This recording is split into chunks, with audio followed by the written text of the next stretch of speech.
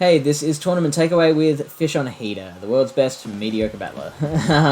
This is the second in a couple of battles that we're looking at from a local tournament that we did that was live streamed on our Twitch channel. Our meaning my. I don't know why I said our, because I don't share it. I'll chuck a link to the channel that is purely mine in the description of the video. We had won rounds 1 and 2. We had, as you would have seen if you'd watched last week's video, we lost round 3 in 3 battles, and we're up to round 4. We're 1 and 1 against a player named Brad the Chook. And we've also got, if you haven't seen last week's episode, we've got another Australian PvP content creator, DrTrotter, who is shoutcasting the battles. He and I do a weekly PvP show on the Arena Australis YouTube channel, and he was also called up to shoutcast the Asia Pacific Continental Championships for the Silver Arena. So he really wanted to hone his casting skills. So he's on here too. Here we go.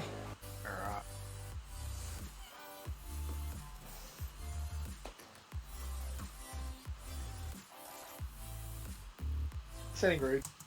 I should mention, even though Trotter's commentating, and you can see some comments there in the chat, just to make sure everything's above board, I can't see any of this, and I can't hear any of that. I've turned my sound off at my end, and all I can see is that window at the bottom right there, which is showing his and my teams. You're not allowed to get any sort of outside help in a Silver Arena battle, so if you're going to do this, like live stream a tournament, you've got to make sure that you're not getting any sort of help from anyone else. I was just saying to tell someone after they've had a loss, and he gets the primate in the lead, so this is a much nicer spot for Fish to be, even though I don't think David is going to mind this a whole heap, but the rest of his team is going to struggle against that Empoleon in the back, and so switches into the Frost last, which is really nice because Fish can actually just stay in here now with such a big energy advantage, can stay in and double shield, and he's going to get to a third Shadow Ball before his opponent will, guaranteeing the switch advantage, which means he can line up his Dusclops against the opponent's... I don't exactly know why I was so disappointed when it got to that charge move. I think it was because from there, a Bone Club is going to maybe not take it out, but it's going to bring it down to a low enough HP that I can farm down from there. So I think I was thinking that I needed to throw the Bone Club now. But I farmed it up a little more, and that allowed Brad time to get to a charge move. So I had to use that shield. Primate, and still be in a really positive area. So, going for another bait. I'm not 100% on this personally, but we'll see. I can't hear what DrTrotter's saying, but I know that he had a problem with me throwing Bone Club. I maintained that was a better move than trying to farm up to a Shadow Ball. We'll see if this pays off. If he gets the shield, it pays off big time. And he does get the shield. That's a mess. Oh, what a switch! Whoa! What was not a good move was switching out to Empoleon. That I agree with him with. He was out of shields. He'd used both his shields, and... I'm looking at DrTrotter's face right now. He was all out of shields. I still had one left. So I think what I must have been thinking at the time was that I wanted to keep that extra shield in hand. Because Brad had used his second shield, I didn't think that I would be able to feint it before it got to another charge move. So I think I switched out thinking that it would throw another Avalanche, and it would catch on the Empoleon, or even if I got it wrong and he threw a Shadow Ball, then like it wouldn't do the world of damage to Empoleon, and I could keep that shield for later. Very flawed thinking. Switching out into the Empoleon. This is a crazy matchup. I mean, Shadow Ball's almost going to KO this, and it is the Shadow Ball. And he's... You can see how much damage that Shadow Ball did. That was huge. So he's relying on the waterfall damage to get there, and I guess he's got a charge move ready to go. So he looks like he's tapping on his phone. Reading his lips, I knew exactly what he was saying there. Yes, I am furiously tapping that Drill Peck button because I'm expecting him to come out with the Primeape and finish off that that Empoleon. So I've got that Drill Peck charged up. I can really hurt that Primeape. It doesn't have shields, so it won't faint from there, but it'll come real darn close. So he's going Peck, Drill Peck, sorry, no matter what comes in.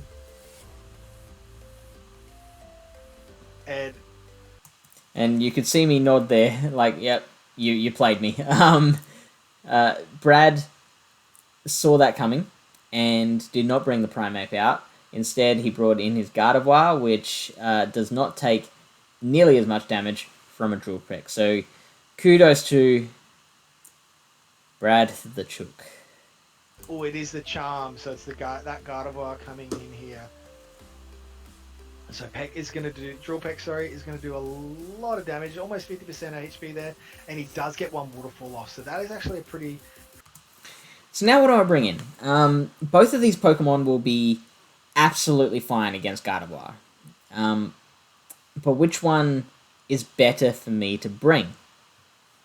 Taking a look at... so in this window at the bottom right of the screen, Brad's Pokemon is on the top row, and my team is on the bottom. If you look at all those Pokemon, the Marowak has better matchups against everything else in that team. The Dusclops is better against the Gardevoir. The Marowak is better against everything else. So it is more intelligent for me to save that Marowak for whatever might be in the back. Especially like something like the Honchkrow. Even if that comes out, the fact that I've got the shield to hide behind, I'm going to get to a Shadow Ball before it can get to 2 Sky Attacks or a Dark Pulse and a Sky Attack or whatever. And that plus the Fire Spin damage is going to take that out. The Steelix is a bit more iffy. I don't know if Fire Spins plus Shadow Balls will take that out, but it's certainly going to do a lot better than what the Dusclops will. So yeah, I need to bring in the Dusclops here, save the Marowak for later. Pretty good thing. So you can come in here with the Dusclops and just farm down, and then be... I did not save the Marowak for later and bring in the Dusclops now. Bad decision. Absolutely right, but no, chooses to come in here with the Marowak and going and... Oh wow, and he tapped the Bone Club. He tapped the Bone Club. That's a really interesting play there. Lets this Night Slash come through. I let the Primeape take out the Marowak, thinking to myself that I knew this one pretty well. The fact that a Night Slash from Primeape would take out about half of my HP. If I had formulated this plan now. From this point, I very quickly formulated the plan that I would let the first Night Slash from Primeape hit me. I would shield the second. I would hit it with a couple of Shadow Punches in that time. Faint the Primeape. Hopefully have a bit of residual energy as well.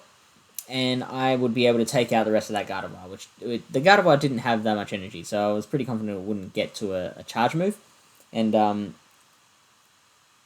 if all went to plan, it wouldn't be able to charm me down either before I could get to another Shadow Punch. So that's That was the plan that I created. I let that Marowak go down, even though I'd hit that charge move. I let it go down. KOs it, and now he's got Dusclops with a shield. So can let one Night Slash come through, because you do have to be worried about that Shadow Ball from that Gardevoir.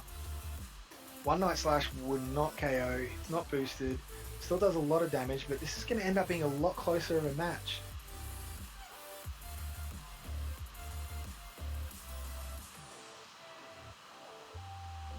And here it comes, so doesn't quite KO, but he can shield and just farm down here.